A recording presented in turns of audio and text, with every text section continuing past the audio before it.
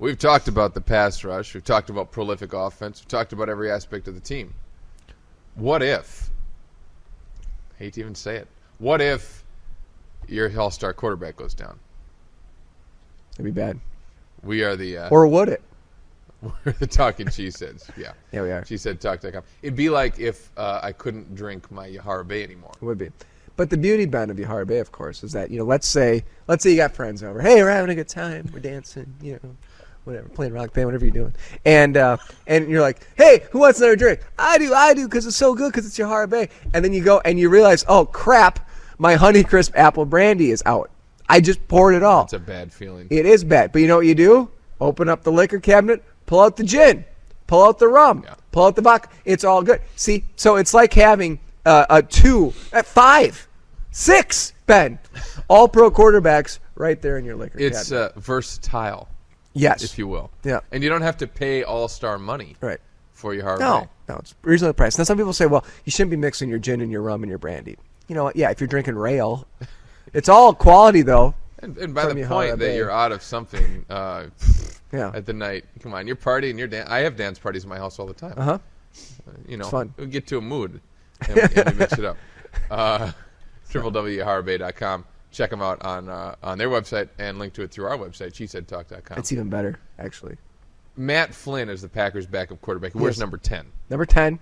He played at LSU, led them to a national championship, or just the national championship game? I can't remember. National championship. He's a winner.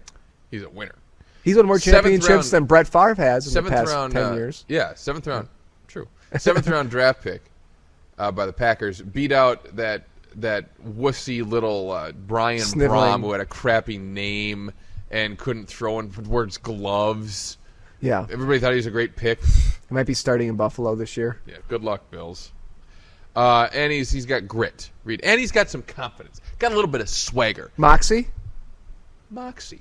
Yeah. He was in the paper the other week, and he says, hey, A-Rodge goes down. This guy's got it. We're all good. Mm-hmm. And it brought in mind this question that nobody's really been asking. And a little caveat to why nobody's been asking. I feel like at some point horrible karma is going to catch up with the Packers, or the tides are going to turn. Why? And they're never going to be able to keep a quarterback healthy. Because for the better part of 20 years now, they have not had a starter miss a game. That's true. Which is really amazing when you think about it. Yeah. And so I'm worried about that just from the universe karma standpoint. Like, that's got to come back and nip you at some point. Well. Hope it doesn't, but I'm worried. That's a little caveat. Here's the question. If A-Rodge goes down, my boy A-Rodge, why am I calling him that? I don't even like that nickname. If he goes down, are the Packers going to be able to survive and win some games? I'm not talking about season-ending injury. I'm talking about, 5 games. Mm-hmm. From November through mid-December, say. Yeah. Is they going to be okay well, with this guy? Without having the schedule on top of my head, Ben. Yeah. I mean, if you ask the Packers, and what are they going to say, right? Yeah, we're fine. It's not like you have Doug Peterson back there. Won't miss a beat. Deer in the headlights Peterson. He's like, what? With this clip? I can't take the clipboard out there with me? What am I going to do? Did you see I'm going gray at the age of 25? I can't face this. That was kind of a Tim Kirkshin, Doug Peterson. Yeah. This is amazing. Yeah. I love this game. Anyway. I think Flynn can. We've seen the improvement, and we know what this coaching staff did with Aaron Rodgers as kind of behind the scenes, where all of a sudden he went from in preseason to hey in the Dallas game. Yeah. I think Flynn's probably on that same projection. Now the Packers say the only difference between Flynn and Rodgers is the physical abilities. The running, the deep ball. Me too. I mean, I have the confidence to go in there and just kill it. But mentally, he sees the game the same way. Here's the thing. We asked the question, gutsy. Are the Packers going to be okay? They're going to be okay. There's absolutely no freaking way to know if they're going to be okay.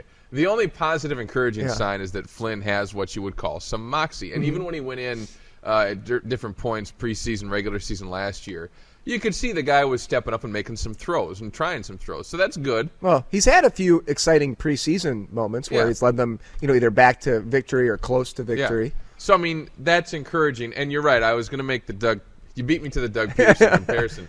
Because Peterson, by the time he actually got into play a little bit, knew the offense like nobody's business because he been backing up Favre for about 10 years. He was awful. Yeah, he was absolutely terrible. I mean, worthless. Mm-hmm. But he was Brett's golfing buddy, and that counted when Sherman was around. Incredible that they had this guy as their backup for so many years. And still, I do believe, in a related story, a bad play by Ted Thompson a couple of years ago, not to have anybody but Flynn as the backup and not bring somebody in. Yeah, that but was it worked stupid. out. It worked out. He got lucky that Rodgers didn't get hurt. Yeah. And now, okay, so you've had a chance to develop him. Okay, those are encouraging signs. But I'm just saying, we have no way of knowing, and neither do his teammates, by the way. No. Nobody does. But until now, the situation actually occurs. But now you have Flynn in his third year. I mean, bring in a veteran. You always hear that from. But isn't Flynn No, a veteran now? He's just a veteran with no experience. Right. He's went through 3 years of Mike McCarthy's quarterback school, which could turn you and I into a capable NFL quarterback, apparently. It's like Don Lemansky's, whatever his name is, the baseball. Oh, yeah. That doesn't play anymore.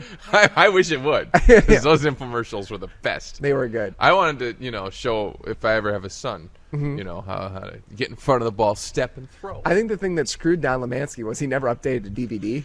He was just like, what do you mean people don't have a beta video recorder at home? Like, I'm not spending that kind of money. I don't think that's true at all, but whatever the point is. I think the problem is kids just don't play baseball. Like, I'm not playing that crap. That's true. Give me a basketball. Maybe you should do a basketball video. But Flynn has obviously had the Mike McCarthy school. Mm-hmm. And here's the other thing in his advantage. A little guy named Jermichael Finley.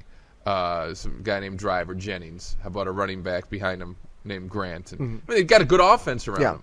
So he doesn't. They could win games against mediocre to bad teams if he just plays tight to the vest. Yeah. I think. Which he will. I don't see him going out there gunslinging like a madman. What? But he's got a little mobility. He looked good in the Seattle game last year. Obviously it's going to suck terribly if Aaron Rodgers gets hurt because he's like the greatest quarterback ever. But clearly. But Matt Flynn might be the second greatest quarterback ever. We just don't know. You never know. He did. That's the thing. He did back up 2 NFL players at LSU. Now one of them I think was that crappy guy from the Raiders who can throw from his knees, but apparently not from his feet. Right. But whatever. He did back up those guys, and then when he got to play, he was great. So that could be another Bart Starr. Hey, there you go. Or a Zeke Bratkowski, who is a quality backup. That's what they say. This time. Yeah. We are the Talking Cheeseheads. Maybe an Anthony Dilweg. What we basically determined from all these Packer segments as we talk through the offseason here is that they're going to be great. Mm-hmm. Or they might not. No problems. We don't know. They're going to be great. We are the Talking Cheeseheads. Just remember what we said here in June. Cheeseheadtalk.com.